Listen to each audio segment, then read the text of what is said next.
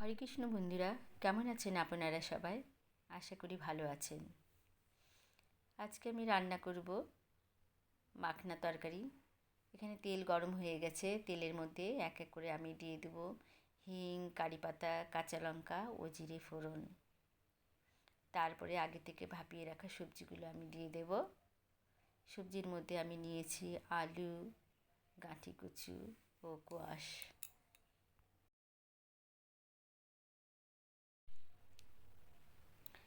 এরপর আমি দিয়ে দেব আন্দাজ মতো লবণ ও হলুদ।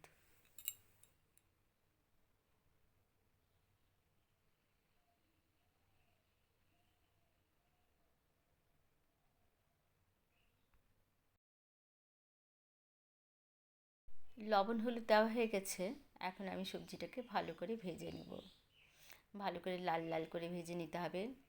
যেমন সুন্দর করে ভাজা হবে সবজিটাও স্বাদ হবে অত ভালো। বন্ধুরা, আমি এখন দিয়ে দেব মশলা। এখানে আমি মশলার মধ্যে দিয়েছি একটা টমেটো, আদা, জিরে ও দুটো পাকা লঙ্কা। মশলাটি দেওয়ার পর আমি ভালো করে সবজিটিকে কষিয়ে নেব। এখন একটু ঢাকা দিয়ে দেব, ভালো করে কষা হয়ে যাক সবজিটা। ভালো করে কষিয়ে নিয়ে সবজির মধ্যে দিয়ে দেব জল। খুব বেশি জল দেব না, পরিমাণ মতো জল।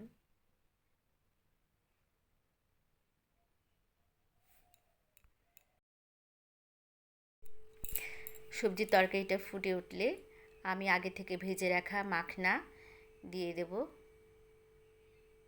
এই মাখনা আমি তেল দিয়ে ভেজেছি, একটু নুন দিয়েছি। এই মাখনা দিয়ে ডালও রান্না হয়। আমি এখানে তরকারি রান্না করেছি। মাখনার তরকারি খেতে বেশ সুস্বাদু হয়। আমার ছেলের খুব প্রিয় খাবার। এবার একটু ঢেকে দেব, তরকারিটা যেন ভালো করে সিদ্ধ হয়ে যায় ভেতর থেকে। ঢাকনা খুলে দেখব তরকারিটা সিদ্ধ হয়েছে কিনা।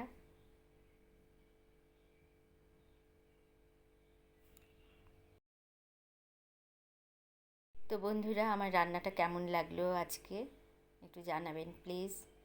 একটু লাইক করে দেবেন। তরকারিটা নামানোর আগে আমি একটু চিনি দিয়ে দেব।